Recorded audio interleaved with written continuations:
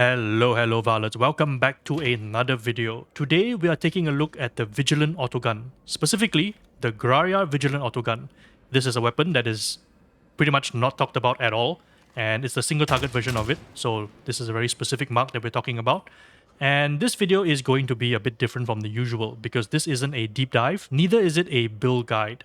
This is more of a exploration of theory, which I tend to do a lot in my spare time. Normally, I do test all weapons on all classes to note if there's anything interesting. It's how I come up with some of my more absurd videos. And this time, there is a chance that this video might be useful. It was at least interesting to put together. So, as you can tell from the start, this weapon, if built correctly, can actually hit pretty hard, and it surprised me to some extent on how effective this weapon actually is in the hands of the Skitarii. So today we'll be delving in how this weapon might find a place in your arsenal depending on the build you're going for. Part of it will be practical testing that I've already done, and another part of it will be exploring some of the theory behind optimizing the build. So, without further ado, let's get to talking about the Vigilant Autogun. So, here we have it. This is the Vigilant Autogun. I actually have the skin on for it, so I'm going to switch back to the regular look. There we go. So I'm going to put the skin back on, remove the skin, and see it in its normal state. There we go. This is the Graia Mark 7 Vigilant Autogun. It's basically a scout rifle from Destiny 2. It is designed as a single target precision weapon for medium to long range distance combat. This weapon's damage is okay. It has a pretty good amount of ammo for its intended role as a single target sniper. It has a surprisingly fast 4 rounds per second rate of fire and an okay reload speed. Now, ordinarily this weapon would be it'd just be okay, nothing interesting, pretty mediocre. But where it really interests me is in its damage profile. This weapon's body shot damage is going to be comparable to the galvanic rifle in that it is 3 times worse than a galvanic rifle. It does only 290, which means it cannot one-shot body shot regular shooters to the body, whereas the galvanic rifle can very comfortably do the same. And this applies to basically most everything else down here. Where this weapon gets interesting is in its finesse multiplier. This weapon has an abnormally high weak spot multiplier of between 2.8 to 2.4. It's 2.8 if you do unarmored, so that's like almost 3 times the damage if you're hitting headshots, and around 2.3 to 2.4 for everything else. On the other side of this coin is going to be its critical chance. This weapon has an abnormally low critical rate, critical weak spot multiplier for a precision weapon. It only deals 1.4 times more damage, which is lower than the average of 1.6. Now, we've seen this before when I covered the Blast Pistol. The Blast Pistol has 2.2 times more critical chance, but only 1.36 for weak spot multiplier. So that usually means this weapon is very adept at doing one thing and one thing only, and you should be leaning into that thing it's best at doing at. Consequently, this means for something that is a mix of both, which is a critical weak spot, the damage difference isn't usually very high. For example, against unarmored critical weak spot, it's only dealing 76 more damage than a regular weak spot. That means whether you crit or not when you're hitting a headshot at base doesn't really change the damage outcome that much. It might help for certain breakpoints, but more or less, if you're not going to build into crit, it doesn't really matter for this weapon. So this is where it's interesting because of the weak spot. Now, the reason I bring this up, specifically with the Skitarii, and you probably know where this is going, is that this weapon is not very good with its sights. It has pretty terrible sights, all things considered, you know. I don't have the crosshair. I don't think I have my crosshair mod anymore, but this is what you're working with if you're using this weapon normally. And when you're in the middle of combat trying to land precision shots, it can be a bit of a struggle. And if you can't land the headshots, this weapon is just terrible to use, because the difference between almost one-shotting a shotgunner with a crit, that was a crit, and then body-shotting it is night and day. It's like you need 3 to 4 times more the damage to do the same job. This is where the Skitarii comes in, and specifically where the Advanced Combat Doctrines talent comes in. When I saw this talent, I immediately thought of the different weapons that the Skitarii could use that would take advantage of the fact that you could consistently land headshots. I wondered if I could actually pull out the true potential of the Graia Autogun with the Skitarii. And what you saw at the beginning of the video, where I pushed the weapon to its reasonable maximum potential, because that wasn't a true maximization, because no build is going to do a true maximization with a weapon like this, it hit pretty hard. It almost one-shot a Havoc 40 Rager, which is pretty impressive by my book. So, this is going to be the idea behind the build. What if we took ACD with a weapon that is very dependent on headshots, and then pushed it to its reasonable theoretical limit to see how it performed?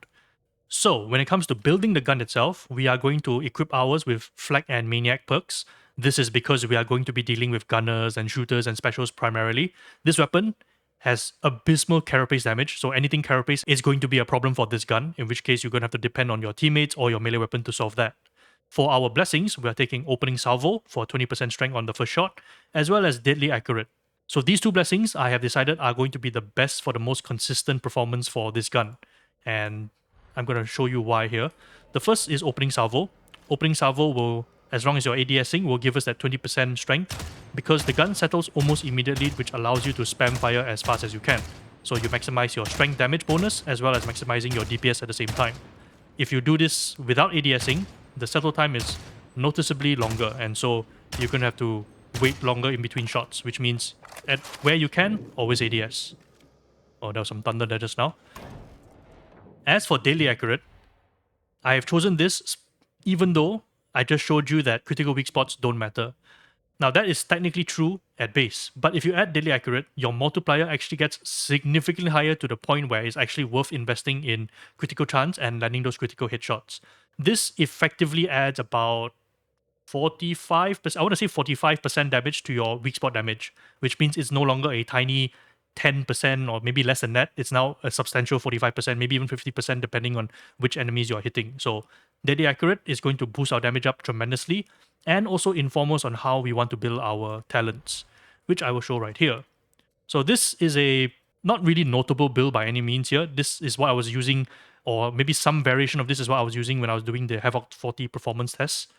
And it's going to be quite heavy on the range side, obviously, because we're wanting to make the most of the Vigilant Autogun, as well as some balance on the melee side, because a weapon like this, which is very dependent on being far away from enemies, is going to struggle if you get overwhelmed. This is why our melee base needs to be pretty decent and why we've taken things like Uncapped Arrestor, as well as Sustained Assault Doctrine and some Cleave Talents here to help us create some space. I'm using the Arc Maul in particular here to do that job.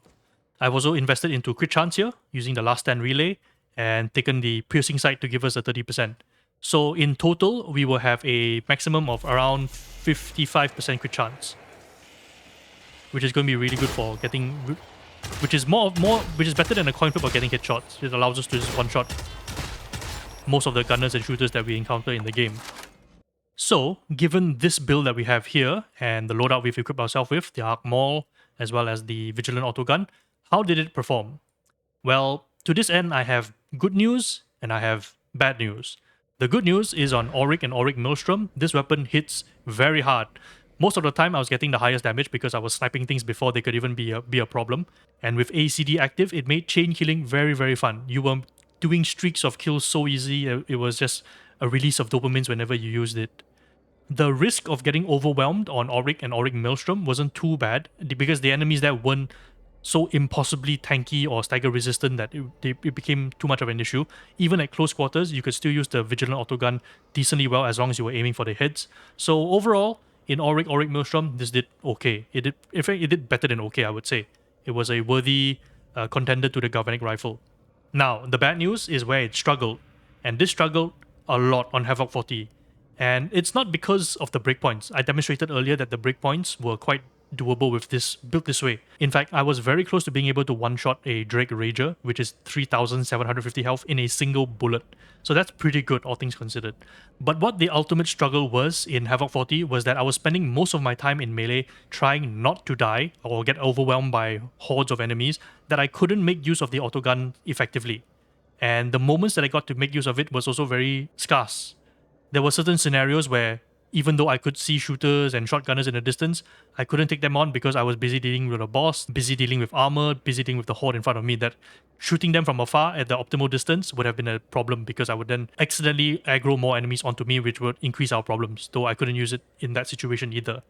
The only opportunities that I got to use them were during when we were traversing long hallways where enemies were very far away. That's when this gun really got to show its stuff. But ultimately, I felt that with the existing build that I had here, what I've just shown, specifically for the talents, that this was an insufficient build to take into the higher Havocs. So I would have labeled that a failure. But then that failure got me thinking, why am I trying to maximize the one-shot potential of this build? Because if I try to invest all my abilities into range and my melee kind of lags behind, then there's no way I can survive in Havoc because it's going to be much more melee focused, and the problems I'm solving are going to be very, very specific scenarios where we're facing a wall of gunners or we're facing a whole entrenched shooters. This is when the weapon will come out rather than being a general use it all the time kind of situation here. And so that got me thinking, what if we don't optimize for damage? What if we get it just strong enough that it can 2-tap most enemies on Havoc 40? Would that then allow the build to be more flexible such that we can then invest more in our melee points and make a sort of hybrid melee range build rather than one that has a focus on one over the other? And so I thought that was kind of a reasonable idea. So if we wanted to do that, what would that look like?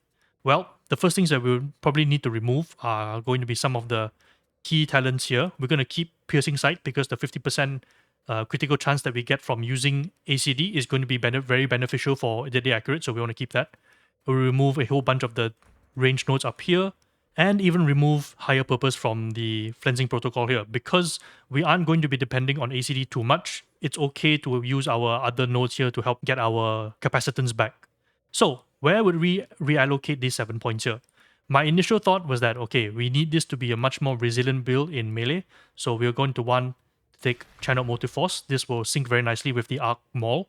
And since we're here, we also want to take Artificer Servo Skull as well as Noospheric Command. This gives us the what I call out of ammo but not out of options kind of a protocol. So what I mean by that is that assuming your range weapon has no more ammo and you're using the configuration of the Arc Maul that I've shown, which is using Thunderous as well as the build that I've shown here, your Arc Maul together with Noospheric Command can actually hurt a lot. You can kill Auric level Crushers just by hitting them once and then tagging them with your Noospheric Command, because you're applying the brittleness, which is one way to scale the damage of Noospheric Command up. So this is what I thought was very interesting about it and why I decided to take that.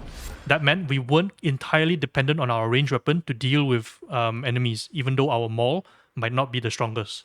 We also want to take Weakness Analysis Doctrine because we are using Artificer Servo Skull. Every time this hits something, it will cause burn damage, which means this will always be active, which will also benefit our Vigilant Autogun.